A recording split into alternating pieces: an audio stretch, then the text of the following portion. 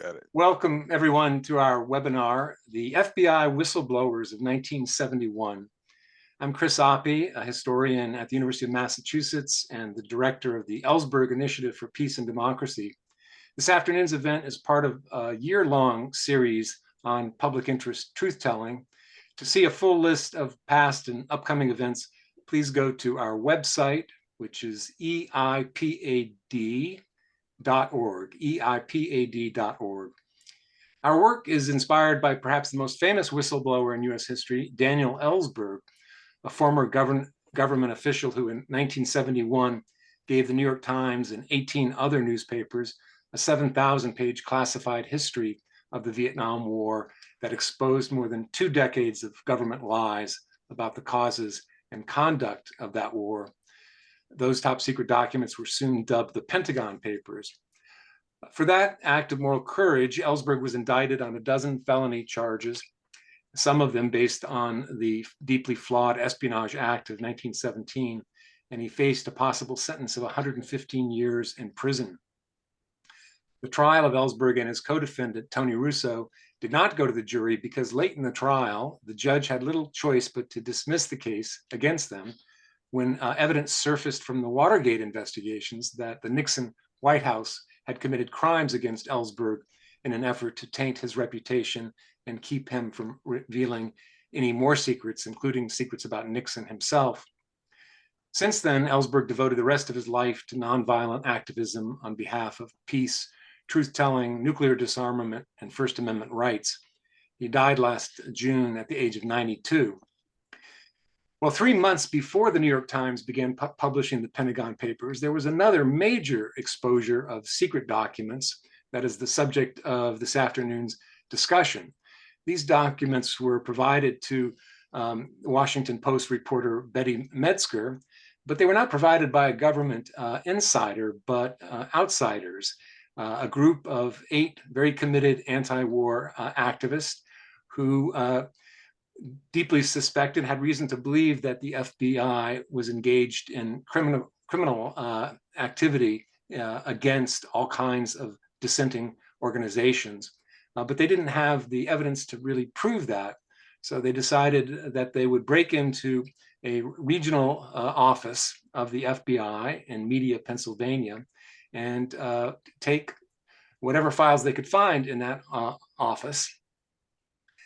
And this, in fact, did show documentary evidence that the FBI was not simply engaged in trying to investigate crimes, but was in fact engaged in deeply political attacks on any dissident that the director of the FBI, J. Edgar Hoover, found, for whatever reason, unappealing.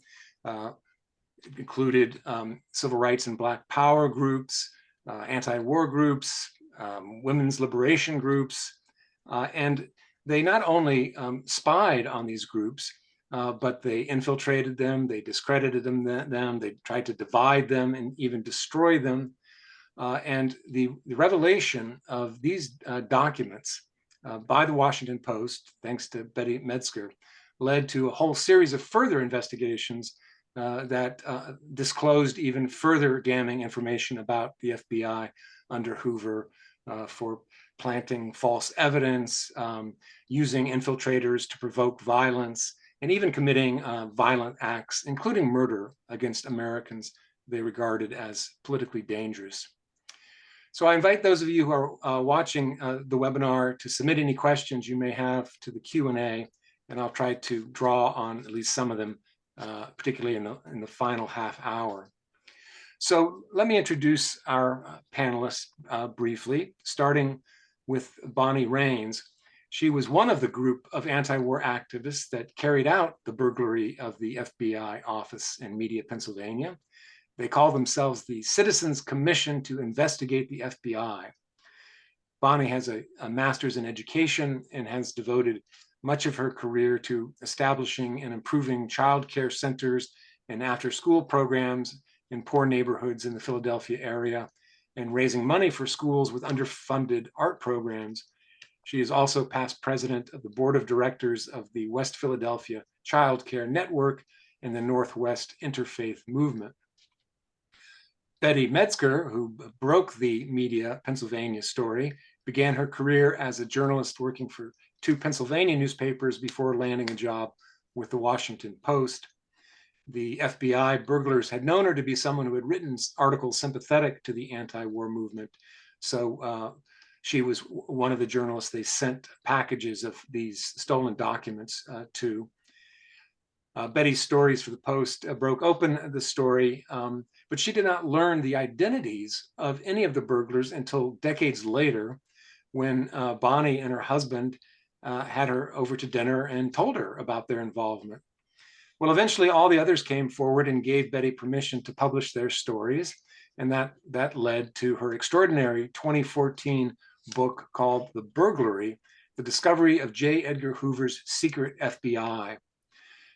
Not only a very, very, very insightful book that does a great job recovering that history, but it's actually also a page turner, so I highly recommend it. She also collaborated on an excellent documentary film about this FBI heist called 1971. We'll put a link to it in the chat. You can find it on YouTube.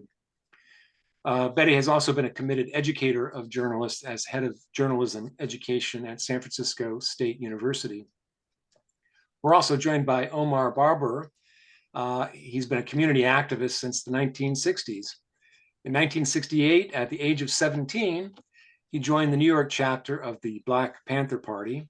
He was also one of 21 Panthers who was arrested in 1969 on charges that they were conspiring to bomb various targets around the city, including the Bronx Botanical Gardens. After an 8-month trial, the jury acquitted the so-called Panther 21 on all charges.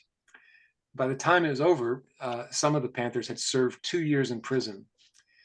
In 1974, Omar resigned from the Black Panther Party, studied urban planning, and was from 1978 to 1999 executive director of the Martin Luther King Jr.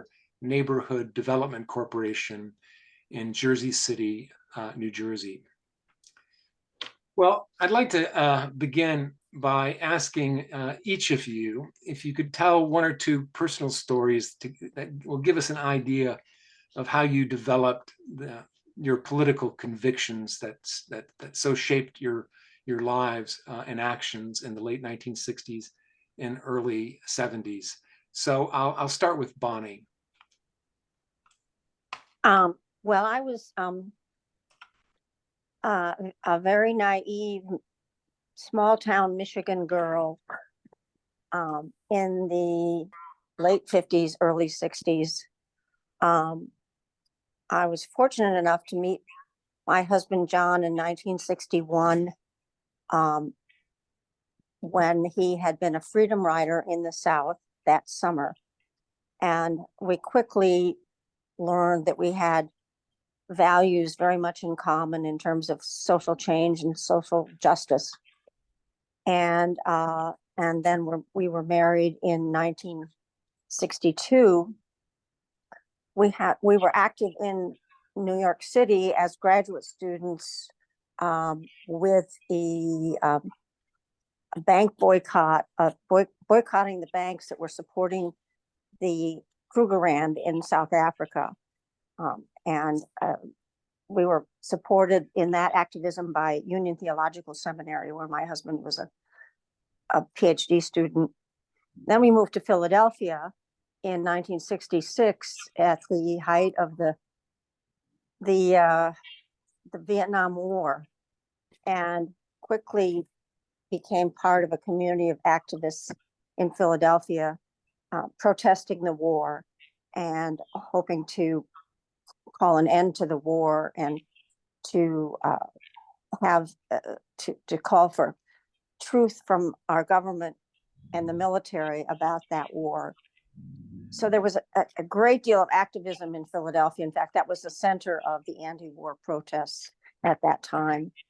And that's why the FBI was so concentrated on surveillance and intimidation of protesters in the Philadelphia area. And we were very aware of the presence of the FBI whenever there were any gatherings in protest. And we were convinced that it was not just surveillance, but it was also infiltration, intimidation, and in some cases, hoping to destroy groups that were working against the war. And we just became very, very frustrated at that point in any response to our activism against the war. And it just heightened our determination to get the truth out to the American people about what Hoover's FBI was doing to suppress dissent. Thanks, Bonnie. Let's go to Omar now. Yeah, just a correction for the record, Professor. I was not one in the Panther 21. I was part of a rank and file that when the Panther 21, which was the leadership of the New York chapter, were all arrested and rounded up, I ascended to leadership at a very young age. Thank you for but I was not one of the Panther 21. Thank you for the correction. Yeah, I misread your bio. Yeah. That was transformative. But you were probably part of a group that led a demonstration in support of the Panther 21. Oh, absolutely. Like thousands of people. Yeah. 100 Center Street was the federal courthouse that we appeared. You see them various demonstrations. I was one of those people. Absolutely. And because of the Panther 21, being a rank and file member, I had to succeed to the leadership along with a lot of my contemporaries, which were younger members of the party. But I was not part of that roundup and incarceration and harassment. I knew all those individuals, and they were my leaders. Yeah. But I guess my foray into my political conscience started with my attending a march in Washington in 1963, the March for Freedom and Jobs, which I went as a student. And whenever there was a field trip, I was never played hooky. I may have played hooky another day, but someone said field trip, I was in school. And we were having a field trip to Washington. I knew nothing about this march in Washington, nothing about the civil rights. I was 10, 11 years old. All I know was the field trip to Washington, D.C., and I was there. And it turned out to be a transformative experience where all these people and the good naturedness of the event, hearing Dr. Martin Luther King and seeing all these people was transformative. And I became, at that point, a civil rights activist. I wasn't sure what a civil rights activist was, but I knew I wanted to be one. So I came home imbued with a different sense of values, and I got involved with SNCC, the Student Nonviolent Organizing Committee, and they wanted us to go south and work in the South. My mother wasn't hearing that, so we would do other things. I became a member of the lead of the Black Student Union, which was had been founded in San Francisco and rolled out nationally, and I became part of that in high school. And from there, I started working with different organizations. One organization we worked with was the Harlem Tennis Council under the leadership of the late Jesse Gray. Until this very day, Jesse Gray holds the record for probably having the most successful tennis strikes in any urban tenement dwellings today. It was a successful campaign to people to withhold their rents to get the attention of the governor. And then part of that campaign, we had what's known as Rats for Rockefeller. The tennis were encouraged to send out rubber rats to, at that point, Nelson Rockefeller, saying, if you don't want us to live in a slum, you should live in a slum. So the governor got a lot of rubber rats and some real rats too that people had actually sent in the mail to dramatize the point that these slum dwellings were not acceptable and people were going to live like that. So that was a real transformative experience as well. I had always been a supporter of Dr. King and an admirer of Dr. King, but my generation felt that Dr. King's ideology and philosophy was kind of getting away from we were kind of leaning more toward what Malcolm X was saying, because not only was it a transformative for us to be political actors, but also we need to find a new meaning about ourselves as Black people. So the concept of Black power, the concept of Black respect, the concept of Black love emanated us more so than this whole issue of, turning the other cheek, nonviolence. Not that we were promoting violence, but we looked at the stance of the nationalists, as we call them. The Black nationalists have been more akin to us. You had Muhammad Ali becoming a new heavyweight champion with a new attitude, a new philosophy, somebody who can talk and articulate and also fight, but also was very proud. So that imbued a lot of us young people to look and respect for ourselves and to take ourselves more seriously. And when Dr. King, I was able to attend the speech at the Riverside Church Beyond Vietnam. Fantastic speech by Dr. King. And a year later, Dr. King, as we know, April 4th, 1968, was killed. No coincidence. He gave that speech April 4th, 1967. Date, a year to the date, he was killed. The next day, I joined the Black Panther Party, April 5th, 1968. Wow. And from that point, as they say, everything else is history.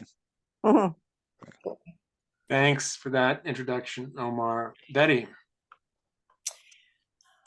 Well, I was different from my colleagues at either the Evening Bulletin or in Philadelphia or the Washington Post, and also any of you, except that, like Bonnie, I can use the word naive about myself in those early days. But my naivete probably lasted much longer than Bonnie's. I grew up in a very conservative and remote part of rural Western Pennsylvania. And I also then went to one of the most conservative colleges in the country, Grove City College. And that I went there. Most people didn't go to college, and somehow I got the dream of going to college. I think I owe that to a teacher. And I went to that conservative college mainly because it was so heavily endowed by a right-wing philanthropist that it was cheaper than even the teachers' colleges in Pennsylvania. So this didn't mean a thing to me because I truly was not a thinking person yet. I was the kind of person that people poured things into my brain. I didn't become a thinking person until after I graduated from college. And it happened in kind of a surprising way. I got my first job quite by accident as a journalist on the newspaper back in Johnstown, Pennsylvania, near the small farm where I grew up. And I worked the night shift. And I somehow got in the habit of arriving in town a little early and going to the bookstore down the street from the newspaper. And the man who operated the bookstore, for some reason, decided to give me some guidance. And I know that this was 1964, and I had not read anything about race or the Holocaust. In my high school and my college, those very important subjects were not discussed. And my home was not a place where reading took place. I mean, I look back on it, I can't believe that at that point I knew nothing about these subjects.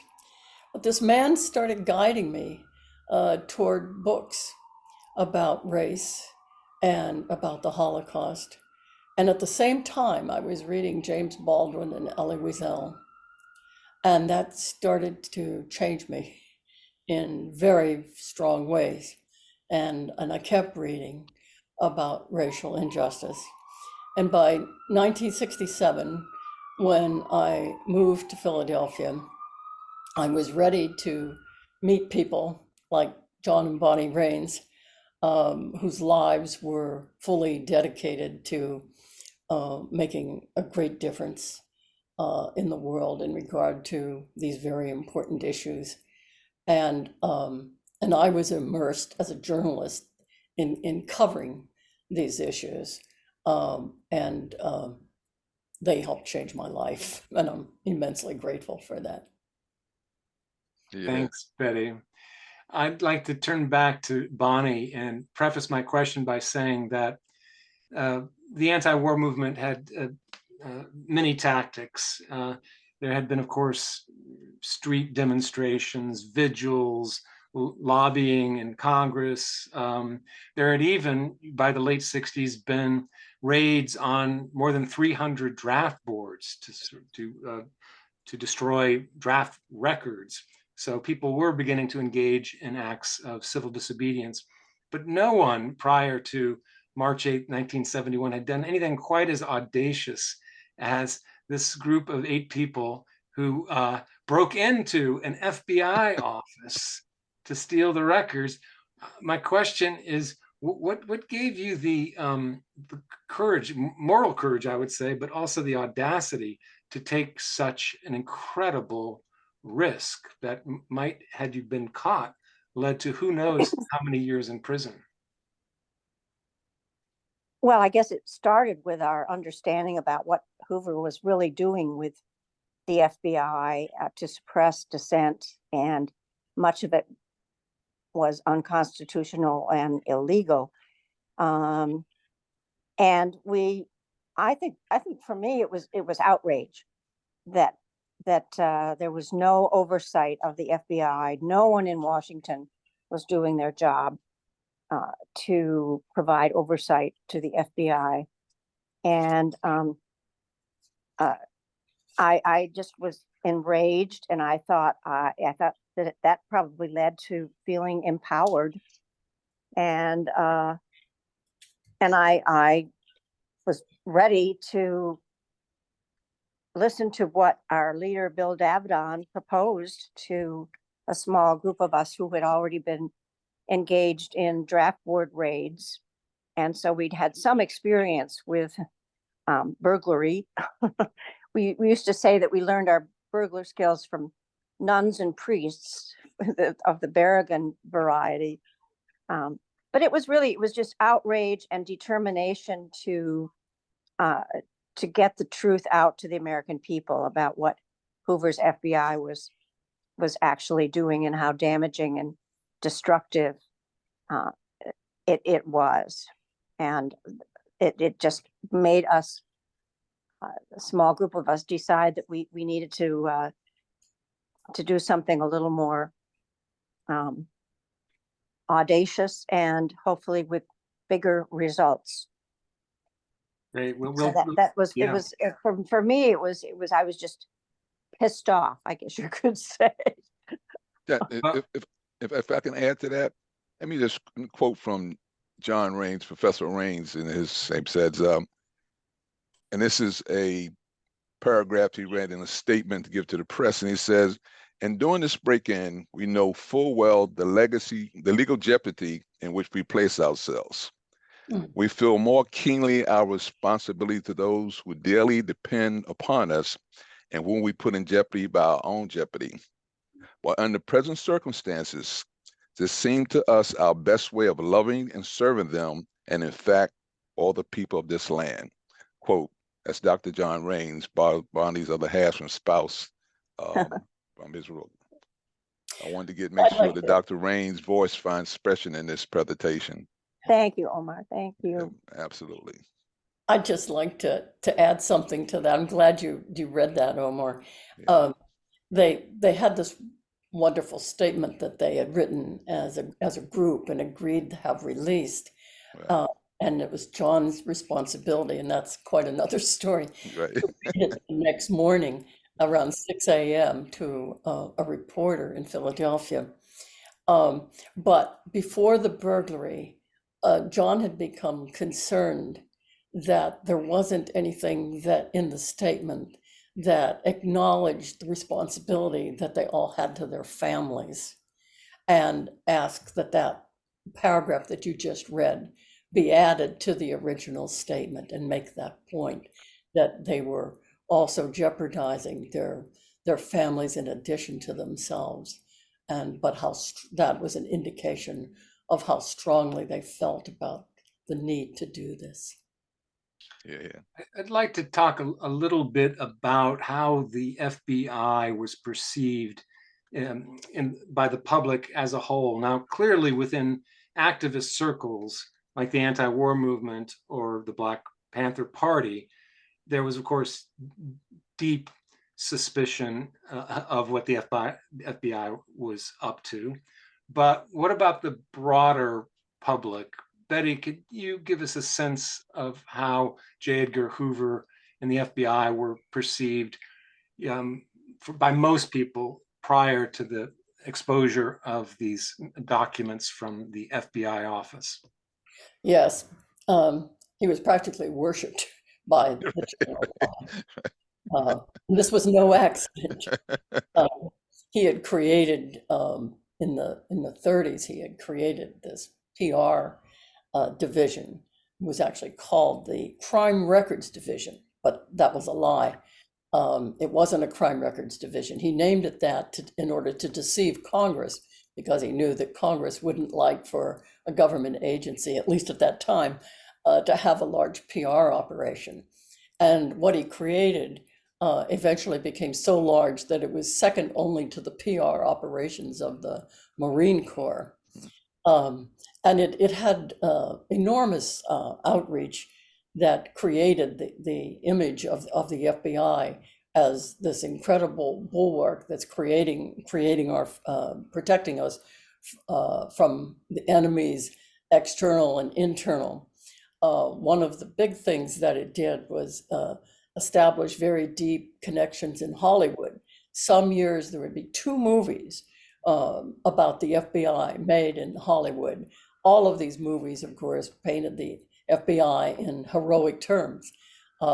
This was no surprise, because one of the things that was required was that Hoover would edit the scripts of these films, and also required that every person involved in making them, right down to the lowest to the highest, be investigated in detail by the FBI.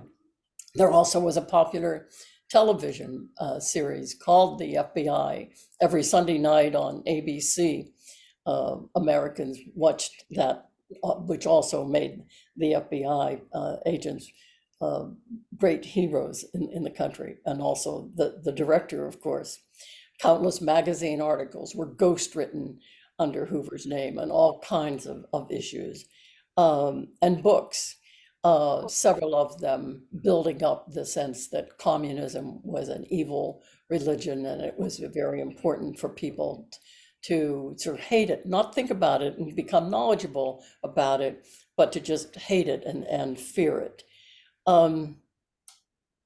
This gave people the very strong sense that Hoover was a very important person in the life of this country. And in fact, for many years, he was the most popular in poll after poll. He was the most popular leader, elected or appointed, in the country. So he was just greatly admired. Mm. And not only that, he was even presidents and attorney generals who had some concerns about him were very intimidated by him. And as a result, there was almost no oversight of the FBI until after the Media Pennsylvania break-in, which did lead ultimately to some major investigations of the FBI. Omar, I want to go back to you and ask you to tell us the story of the murder of Fred Hampton, which happened really 2 years before the operation in media, and what people thought had happened within the circles you were moving in. Well, that was December 4th of 1969. But April 2nd, 1969 was when the Panther 21 was all arrested and we had to send. And we found out at that point that the Bureau of Special Services boss for the New York Police Department had planted agents in the New York chapter, and they were the prime witnesses against most of the Panther 21. One of those agents was Gene Roberts. Gene Roberts had been the same guy that was on the stage administering first aid to Malcolm X when he was shot. The fact that not many people knew. you would have thought that some of the leadership would have found out about this guy, because some of the leadership of the Panther Party in New York State had been members of the African American organization that Malcolm had founded. But Gene Robinson was an agent for BOSS, Bureau of Special Service. So we, at that point, when the 21 was arrested, and we start seeing this escalation of harassment, other things, we kind of knew it was beyond the New York Police Department. And then you had the Day of Rage in Chicago, which Fred Hampton was one of the speakers and really stood out, making a speech. Bobby Seale also spoke. He was, became part of the Chicago 7 at that. And Fred was killed that December 4th.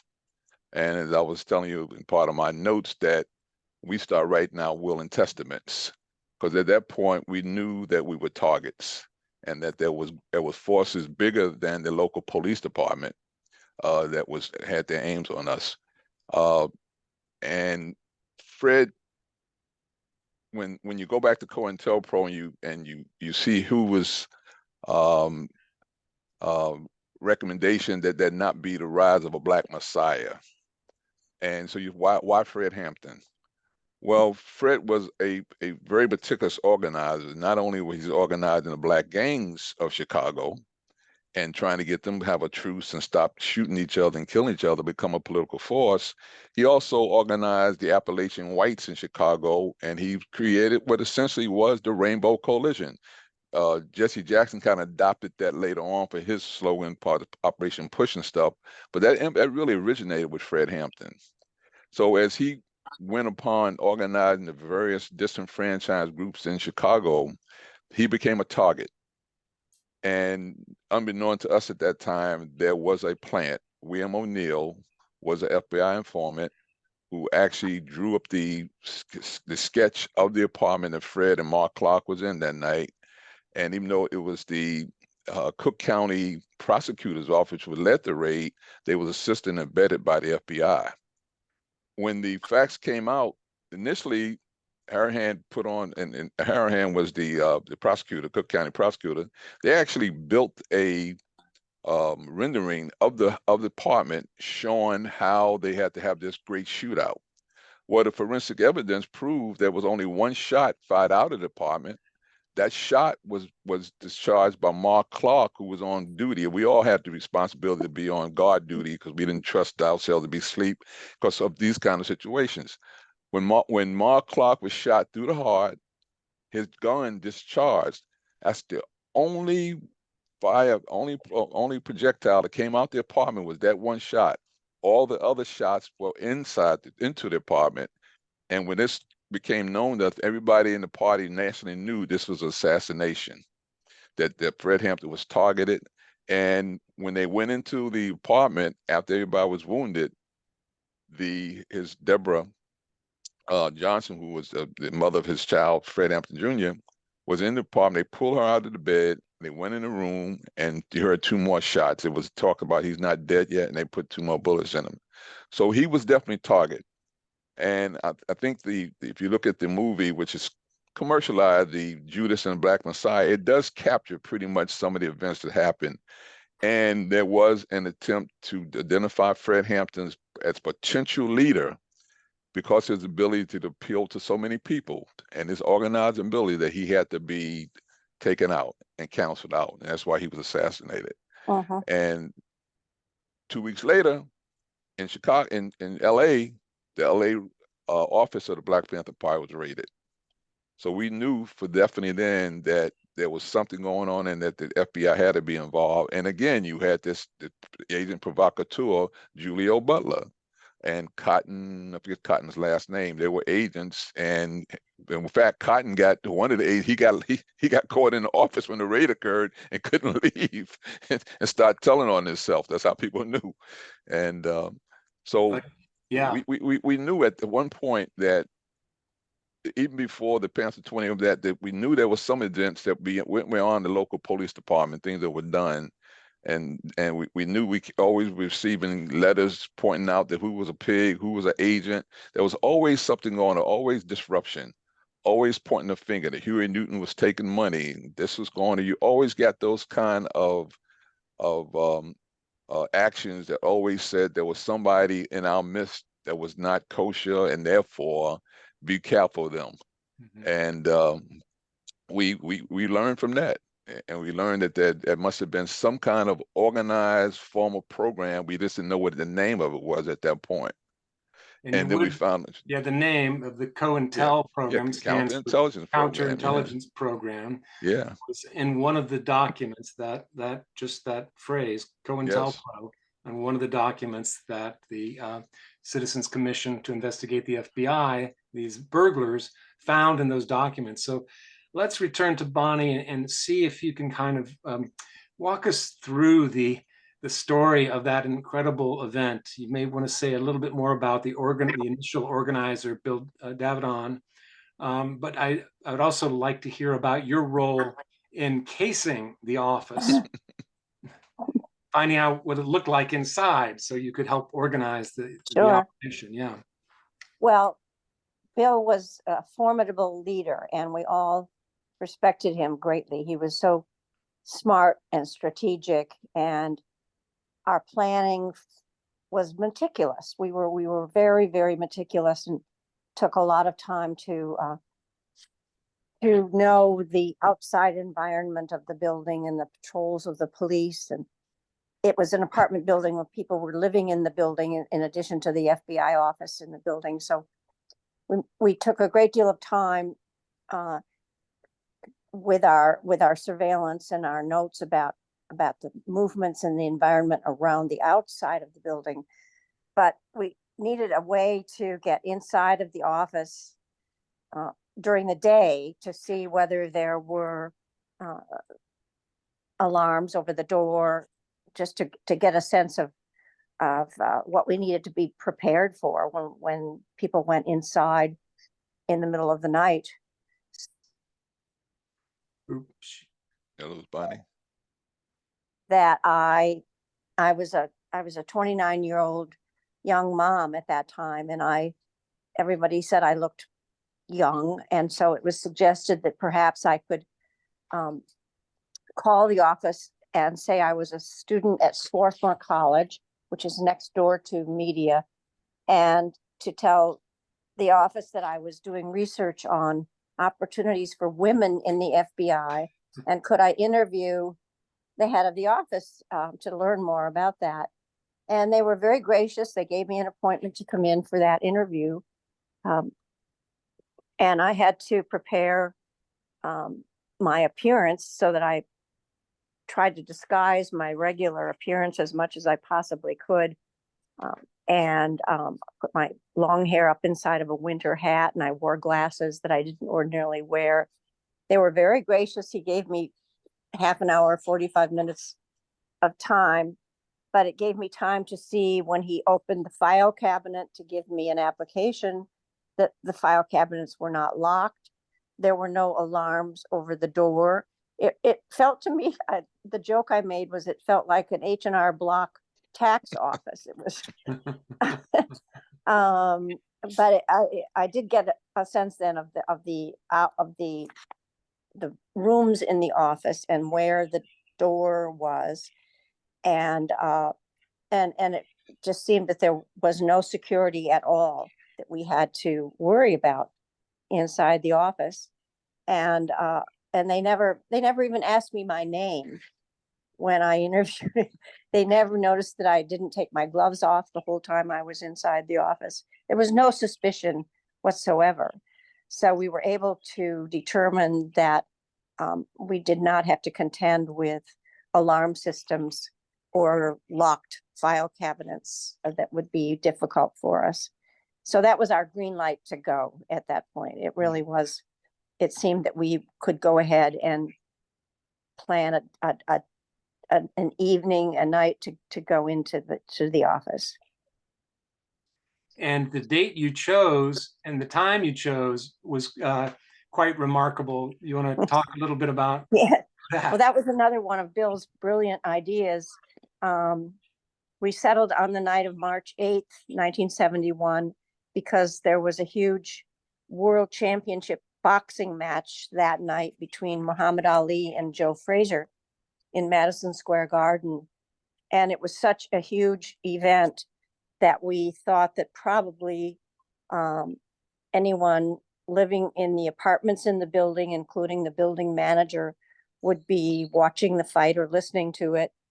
And probably the police might even be a little distracted from their regular patrols, paying attention to the boxing match, and that we could use that to our advantage that night.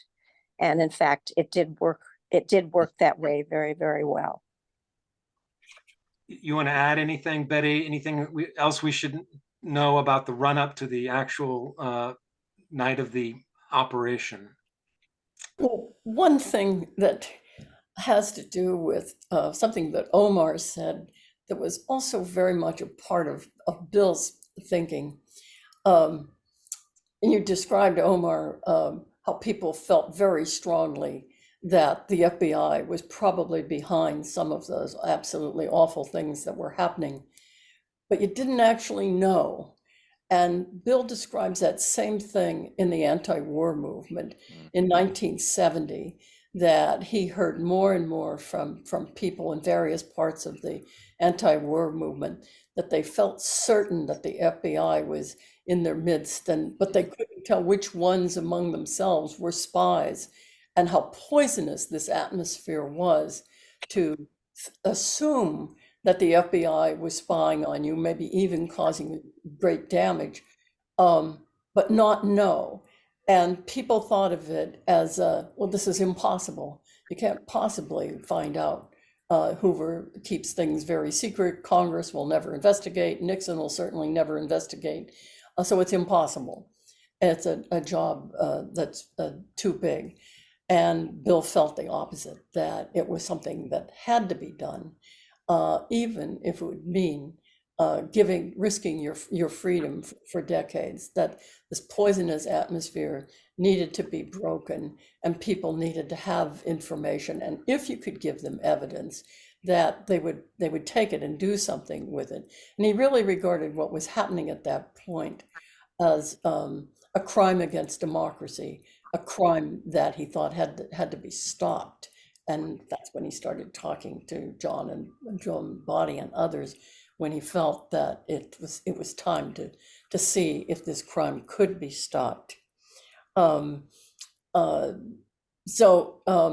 you want me to speak to when they then sent the files to me?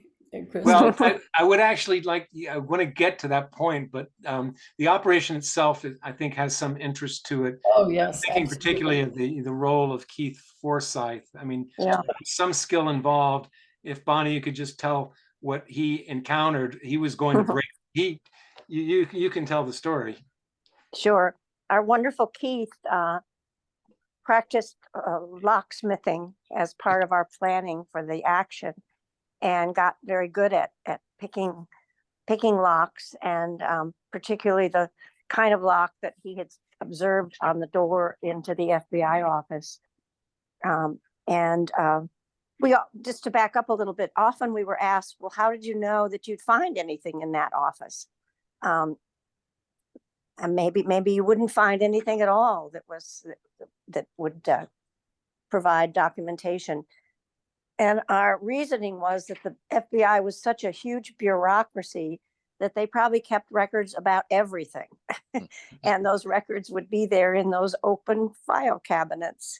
And we would just simply remove all the documents, about 1,000 of them, finally, and probably find incriminating evidence, which we did. But Keith was charged with getting the door open into the office, and then allowing the other 4 people who were prepared to go in with suitcases to go in and remove all the documents in the office. He couldn't pick the lock on the first door because it was a different lock and a much stronger lock than he had observed the last time he was there. And it really scared him, because he thought that perhaps they knew what we were going to attempt to do, and they put a different lock, a more secure lock on the door. he even worried that perhaps there were agents inside the office waiting, expecting the lock to be picked and people to enter the office. But so he returned to a payphone and called the rest of us who were in a motel room nearby and said he couldn't get in that first door, and very, very concerned about what could we do in that case. And so there was a division of opinion among those of us in the motel room that maybe this couldn't happen. Maybe this was just too impossible. And then I remembered, and I reminded Keith that I had seen a second door from the hallway into another room of the offices, and that door had a huge file cabinet right in front of it. But if he could get that lock open and move that file cabinet very carefully across the carpet, that they could probably squeeze in through that second door. And bless his heart, he was so brave and he was so determined, and he got that second door open, and that enough to allow the other 4 who were going in with suitcases to go into the office and remove all of the documents. But you were also very brave in encouraging the operation to go forward in spite of these obstacles.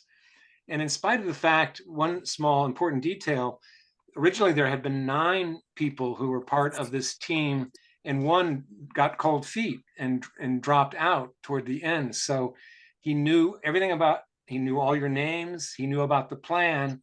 That too was an additional risk you were all taking to go ahead with this operation.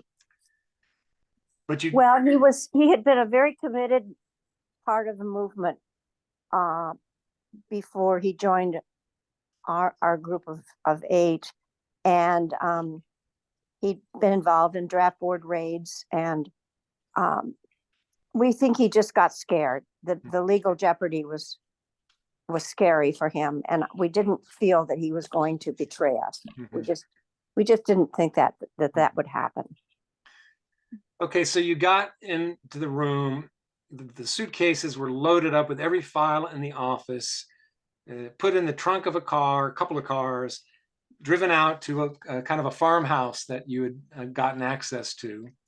And then you started to open up the suitcases and go through the documents, seeing them for the first time. Could you just say a few words about what that was like? Well, we all wore gloves every minute we were touching the documents. And we were initially dividing the documents into what were legitimate criminal investigations, like bank robberies and things like that, kidnappings and bank robberies. And then the other category were things that were activities that were clearly political in nature. And it was pretty amazing that we learned that only about 40% of the documents were legitimate criminal investigations. None of them of organized crime, by the way, none. And 60% of the documents had to do with political surveillance and intimidation.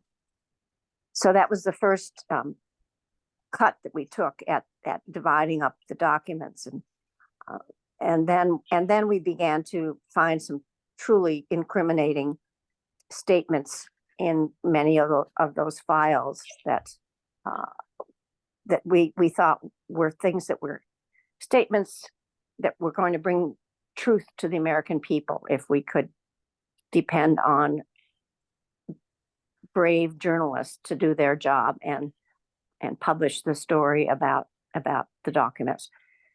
So that was it. It took us many days to sort through so many documents, but there was an overwhelming evidence of what the FBI was doing that was illegal and unconstitutional and clearly incriminating, and that nobody could argue with.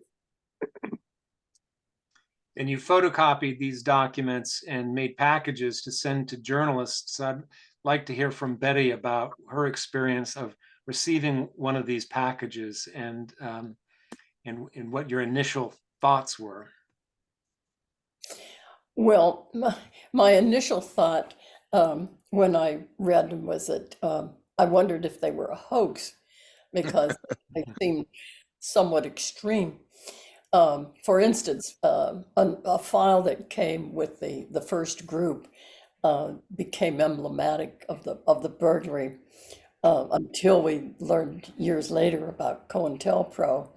And that was the file that instructed agents to treat activists in such a way that they would become paranoid. And that word was their word. And also, as how you would do that, you were supposed to make people think that there was an FBI agent behind every mailbox. So that was pretty extreme.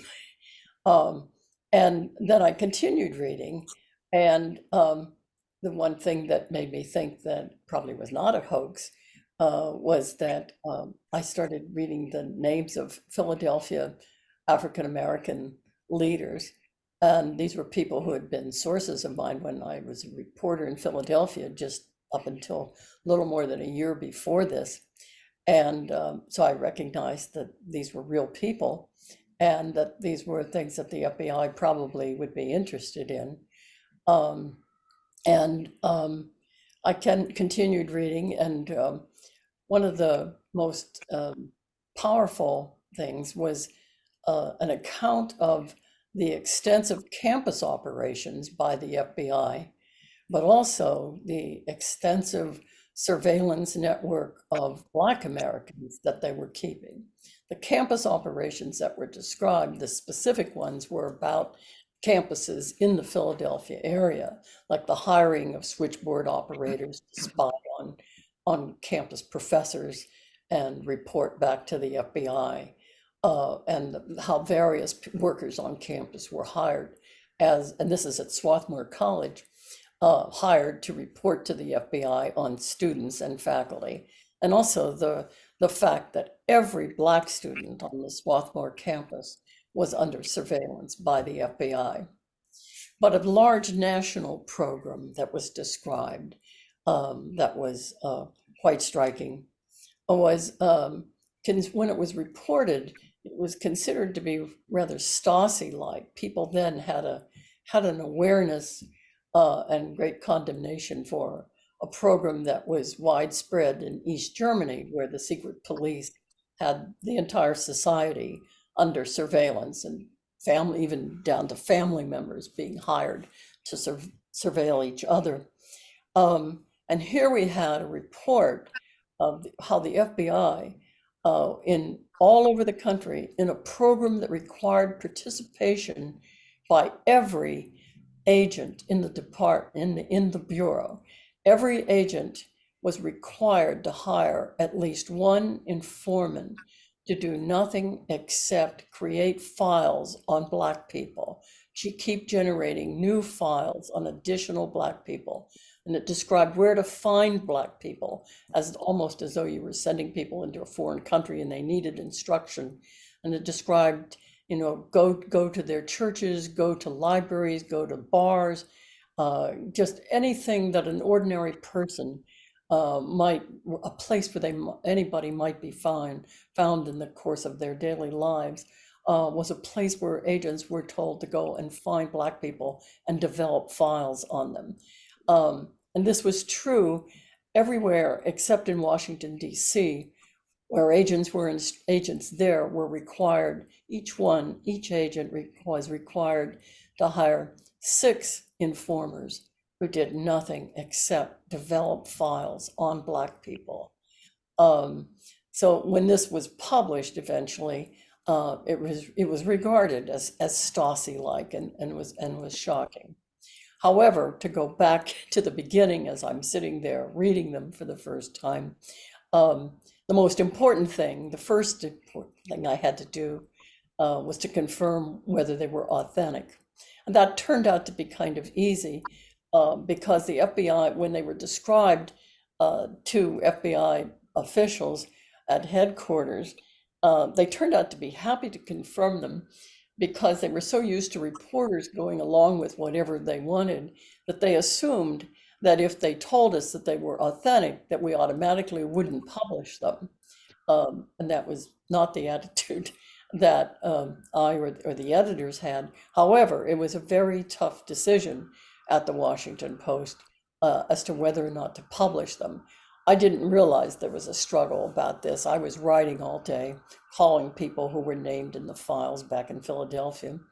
And then when I handed in my story at 6 o'clock, I found out that it might never be published because the publisher of the paper, Catherine Graham, and the legal counsel to the paper opposed publication. They have been called repeatedly that afternoon by the Attorney General of the United States, John Mitchell, urging them not to publish any stories about these documents. And then around 4:30, I think it was, he released a wire story, a bulletin to the wire services, urging anybody who had copies of the files to turn them in to the FBI and not publish a word about them. So the fight continued at the Post throughout the evening. Ben Bradley, the executive editor, who became quite famous during Watergate, believed, as I certainly did, that it was the substance, the fact that we had confirmed that the substance was authentic, that's what mattered. Whereas with the publisher and the legal counsel, what was important to them was the fact that instead of these files coming from traditionally known whistleblowers, people whose names were known to the reporter, that they had been stolen by unknown people and made available to us. And so that gave them considerable pause. But by 10 o'clock that night, Ben Bradley won the day and the decision was made to publish. And they were in the paper and in all the papers that received the Washington Post wire service. They were on the front pages the next day.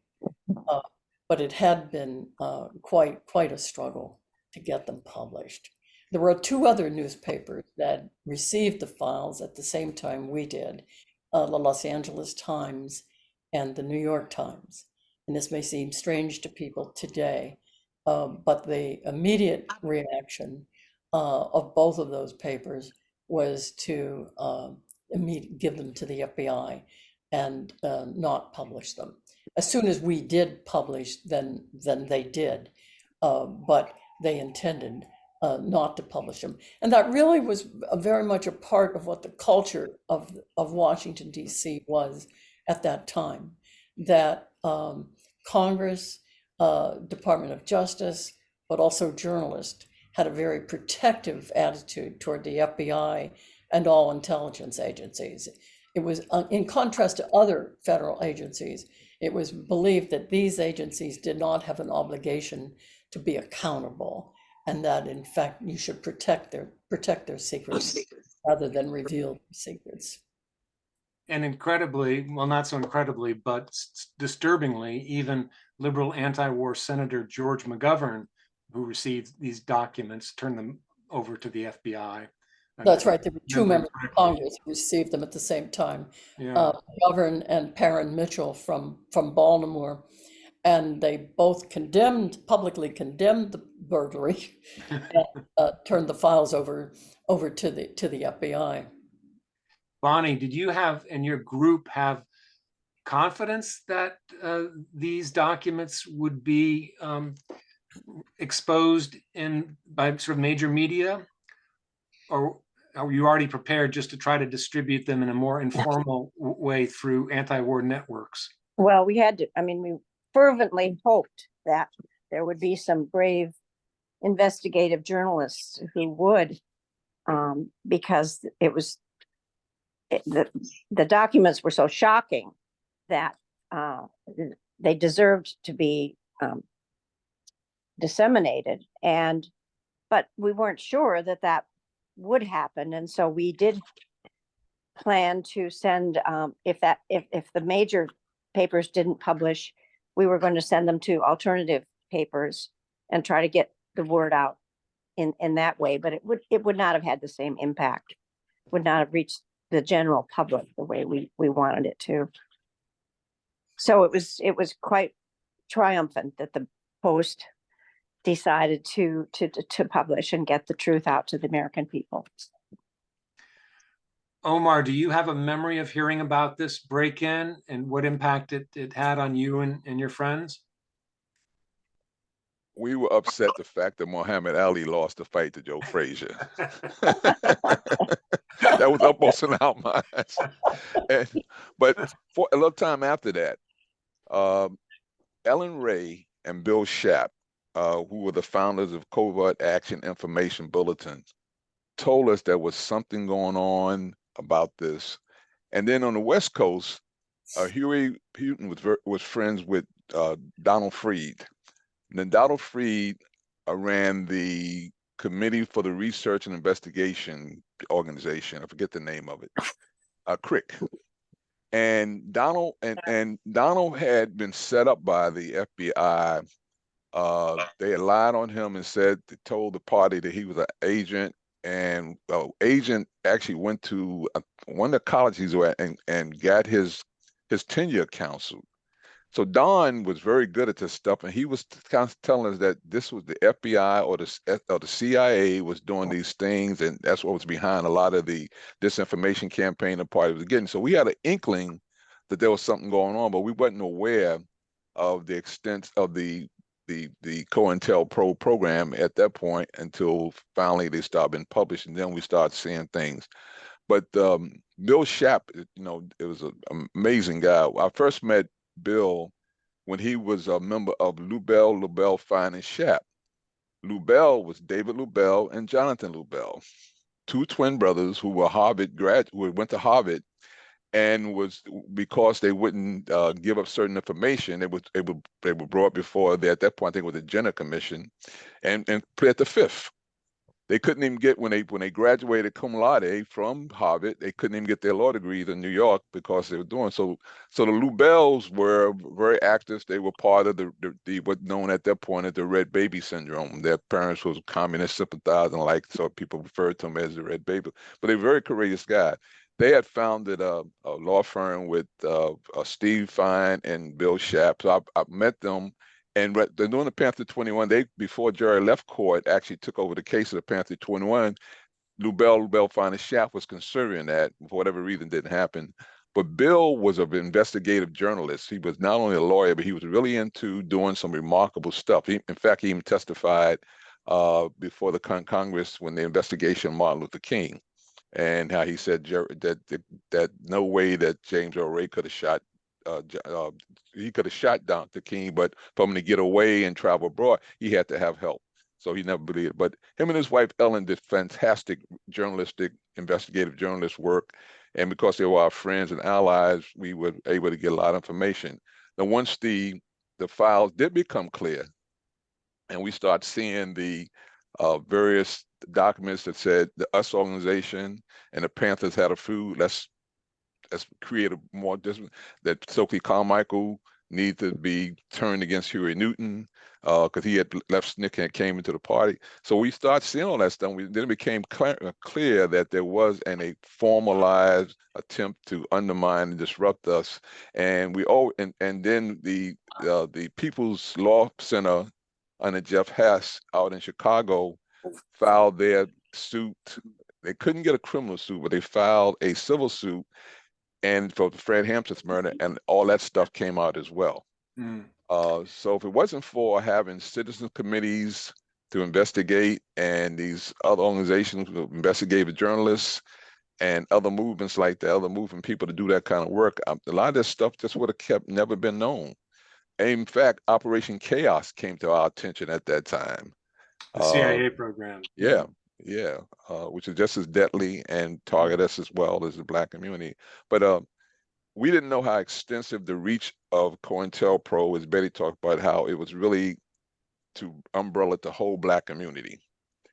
That was revealing. Yeah, I want to hear more from Betty about how that story developed, inspired by the media revelations by Carl Stern. But prior to that, Betty, I think you once told me you had a discussion with Daniel Ellsberg talking about the significance of this revelation in comparison to his release of the Pentagon Papers.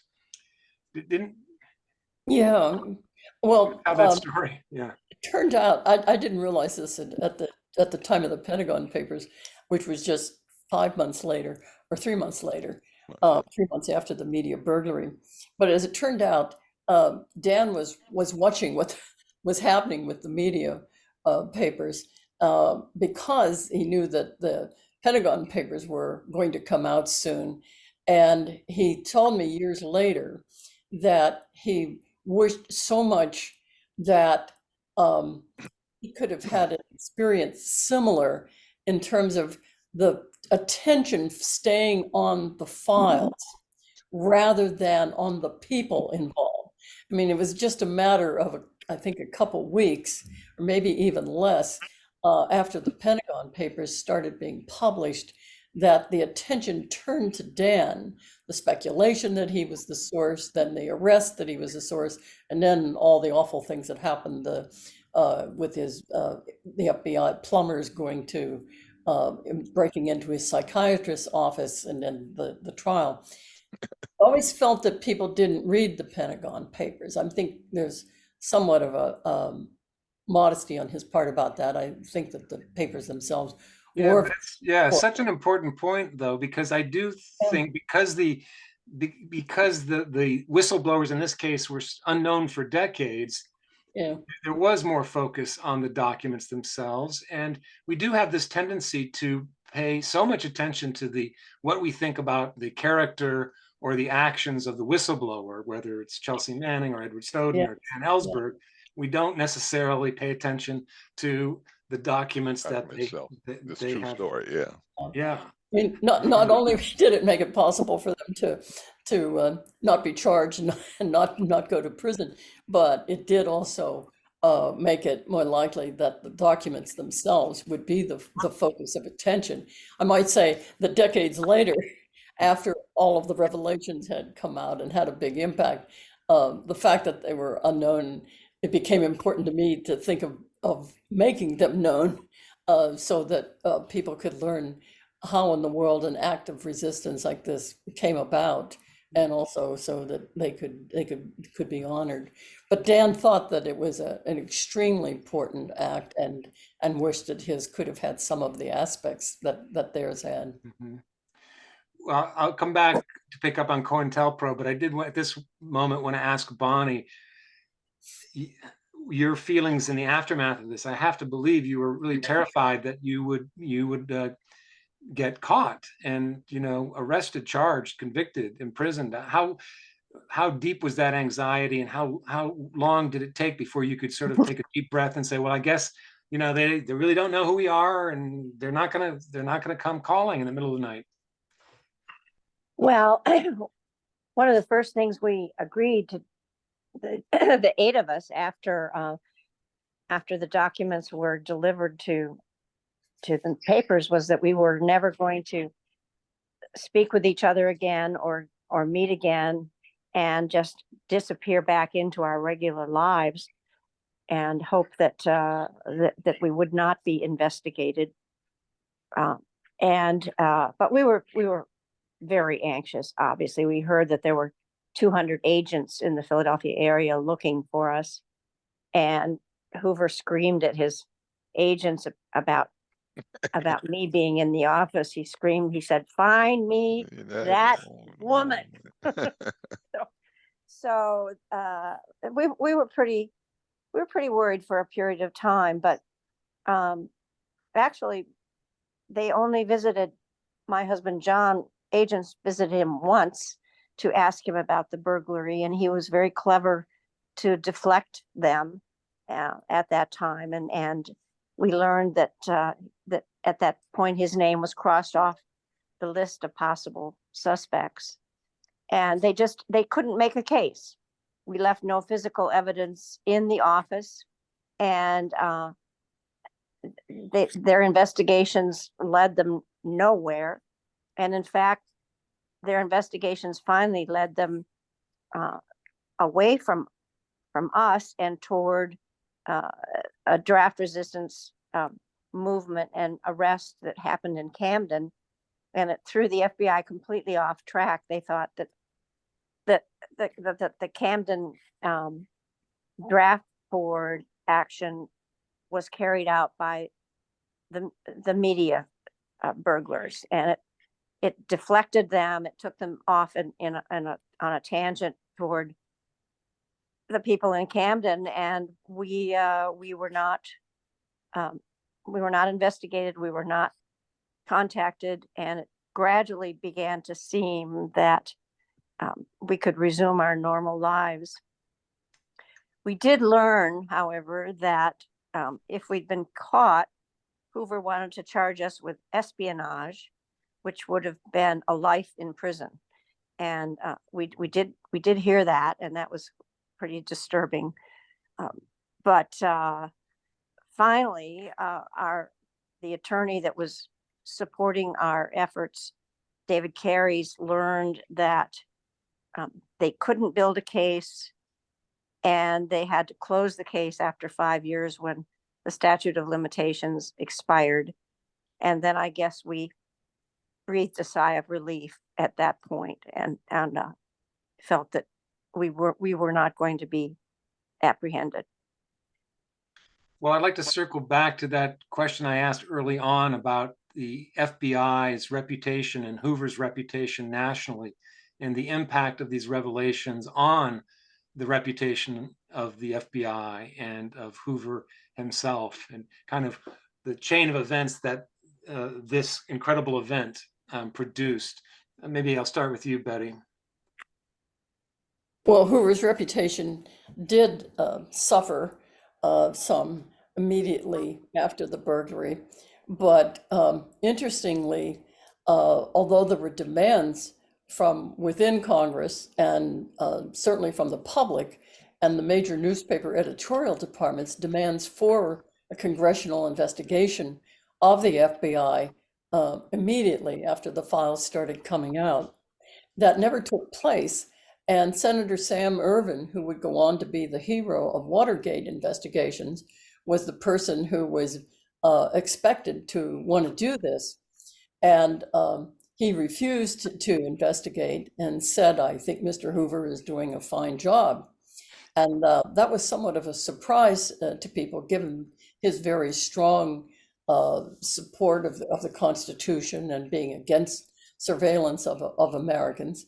But even a few years later, when COINTELPRO started to be known a lot better, thanks to Carl Stern, Sam Ervin urged the FBI and the Justice Department to not ever release COINTELPRO files.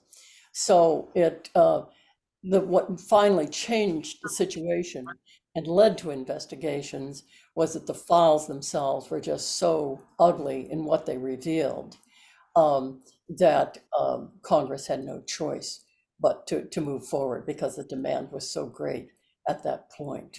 Mm-hmm. And then I guess we should give tribute to Carl Stern and describe what he did, which if Carl Stern had not sued the FBI, we might never have found out what COINTELPRO was. Mm-hmm. There was this one file among the media files. It was a cover sheet, just a mere cover sheet. And up at the top right corner in big block letters was the term COINTELPRO. But we didn't know, those of us who received it didn't know what it was. But it was a cover sheet on the top of an article in Barron's publication. And the article was advice on how college administrators should be dealing more harshly with professors and students who were against the war. And on the cover sheet in Hoover's handwriting were these directives to agents in charge of offices to distribute this article to college administrators, and to for friendly administrators, deliver it to them in person, and then mail it anonymously to unfriendly college administrators. Hoover had a penchant for dividing people into friendly and unfriendly. Same thing was true with journalists. He had a handful of journalists that he considered friendly and fed them information. But in the case of COINTELPRO, not until a year after the burglary, in March of 72, did the important step take place that led us to learn what it really was. Carl Stern was an NBC reporter who covered the FBI and the Justice Department, and he happened to be in the Senate Judiciary Committee office one day in March of 72. And someone said, "Have you seen this?"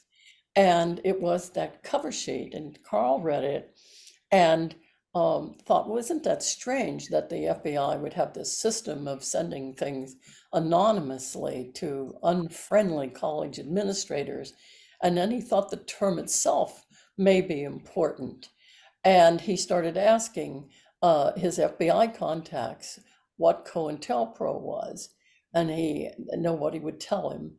And the acting FBI director at the time, L. Patrick Gray, told him that this could not become known, that these were highly important secret operations that must never be revealed, that would be highly damaging to the FBI.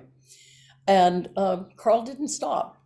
And finally, after the Justice Department said, "This is our final comment to you, stop asking, we will not reveal this to you," and he sued under the Freedom of Information Act, which had been passed in '66, which had never been successfully used to get information. And Carl sued under the Freedom of Information Act. And by the December of 73, he won his lawsuit, but the FBI still refused to give out the information. And what he had actually sued for was not COINTELPRO files, but just the founding documents that would explain what they were, what Hoover's words of what the purpose of COINTELPRO was. And finally, after a new acting attorney general was in place at the end of 73, a decision was made to stop the FBI appeal and to give these founding documents to Carl. And they turned out to be very important. They described the fact that these operations, which had started in 1956, and each one against a different set of people, the first one being against the Communist Party USA, and then the latter ones being against the anti-war movement and the Panthers and other Black organizations, that the purpose was to disrupt, destroy, neutralize individuals and groups. And this certainly got people's attention. And then people, mostly journalists, but also some scholars, started applying for specific COINTELPRO files. And the FBI refused to do that. But over the year 1974, the Justice Department itself, which had never approved of these and didn't know they existed, a new attorney general then took a different approach and said, "This is very important. We need to know what they are." And they were shocked to find out what the files revealed, and very serious crimes against individuals, sometimes physically damaging people. And of course, in the case of Fred Hampton, being a party to the killing of Fred Hampton, and also to some other people.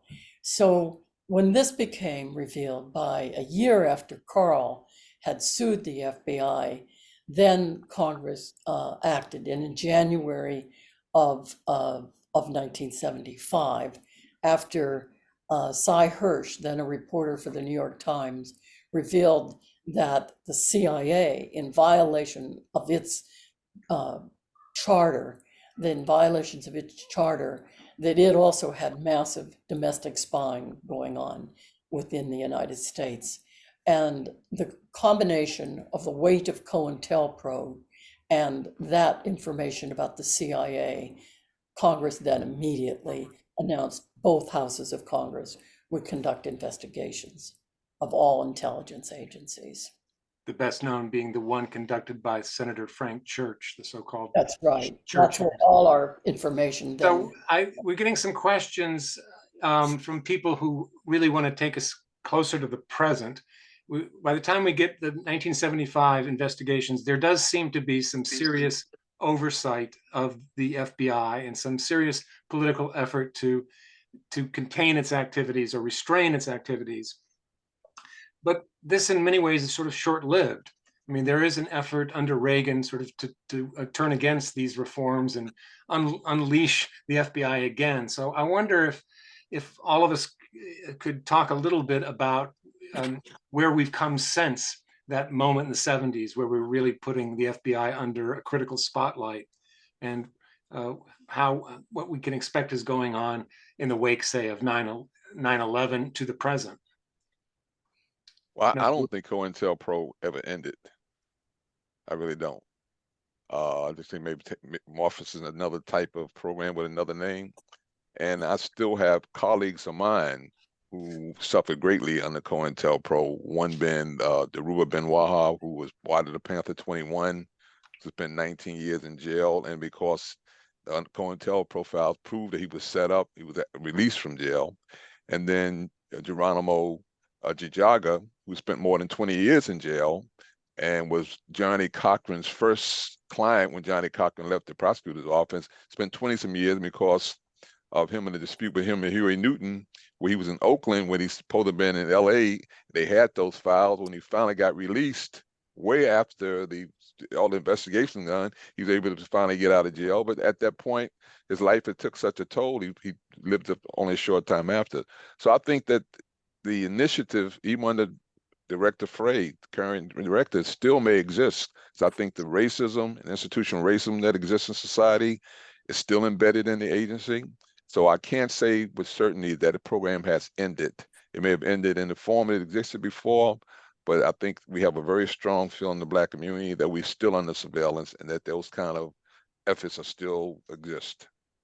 I'd just like to comment on that, Omar. In April of '71, because I reported on what was attached to that cover sheet, the FBI officials knew that I had the file that said COINTELPRO, and they sort of exploded inside the office, deeply fearful that because they knew the term now existed outside the FBI for the first time, and who by the end of that month, Hoover eliminated the name COINTELPRO. Yes. Told reporters when they called, FBI officials were instructed to tell anybody who inquired that program no longer exists, when actually what he had done was to just simply remove the name and then write to every office across the country and say, it actually continues, but we don't use the name anymore. This was typical of the kind of ruses that he used.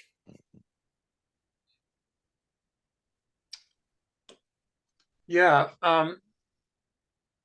Bonnie, could you tell us a little bit about the moment when you did confide in Betty about your participation in the burglary? Sure. Well, we did stay in touch with Betty when after she moved to the West Coast to San Francisco to some extent. And then she was on the East Coast. I think it might have been around 1989. And you knew her just because of her reporting, right? She was at a conference, I believe, and decided to visit friends on the East Coast. So we had her for dinner in our home, and after dinner we were sitting in the dining room, and our youngest daughter Mary walked into the dining room, and John, my husband John, said, "Mary, we'd like you to meet Betty, because you haven't met her yet, and when we had some important information about the FBI, we sent it to Betty." And Betty's fell off her chair at that point because she had no idea that we were burglars. And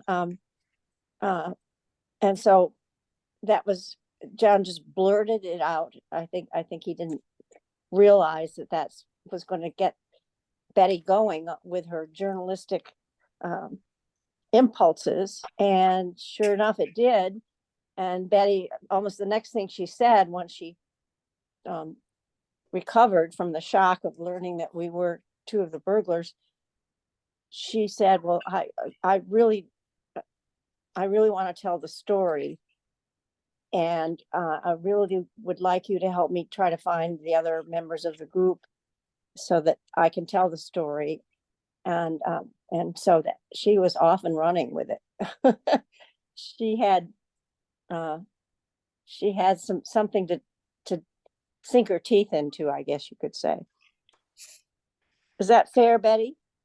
Yes, I think so.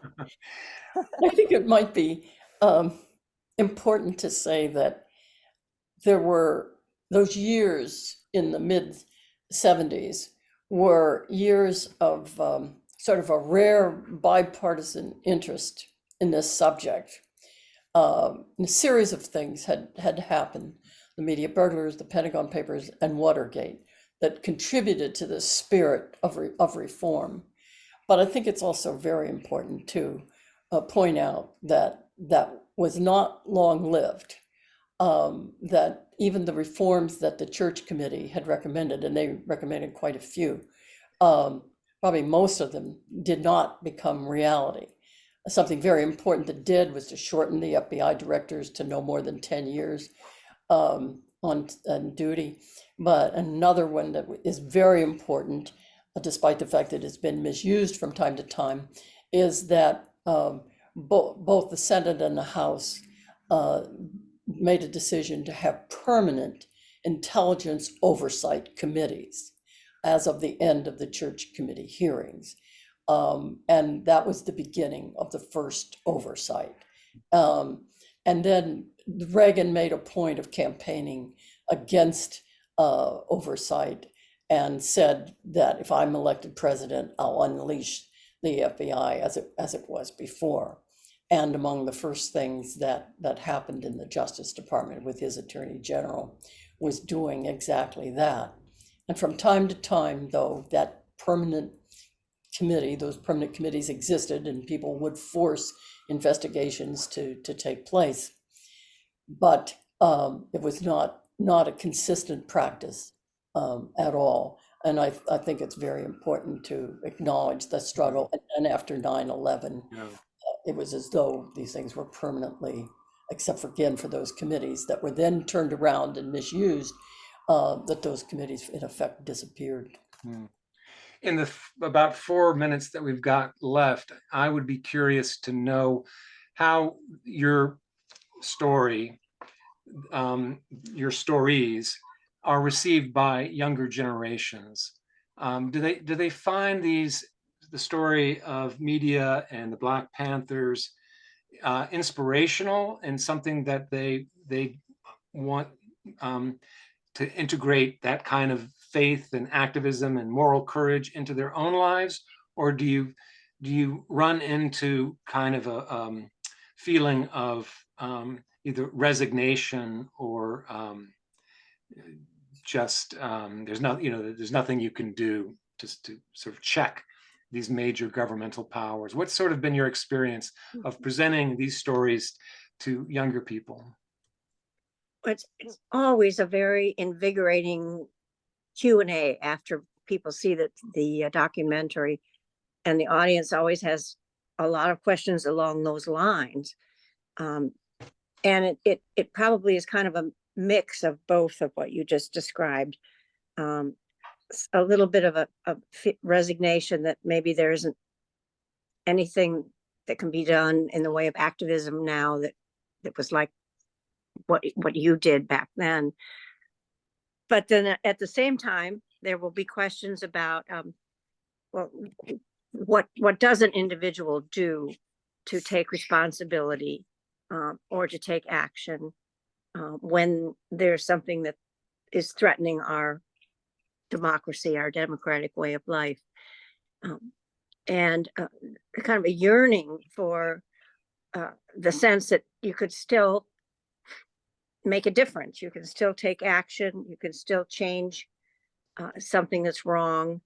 And but I think that what I hear is missing in many cases with the younger people is a sense of community that you would be part of in order to take action, take responsibility. we had such a community in Philadelphia. We had a community of resistance and support. I think that in many cases, young people don't have those communities any longer, and they yearn for that. I have a sense of that, but I still want to sort of be the preacher and say, you know, as an individual, and I felt particularly this as a mother of young children growing up in our society, that you really do have a responsibility to be aware, to question authority, to be informed, and find those communities that will come together around these important issues and questions. So I think there's a yearning and a hope that can be something in their lives as well.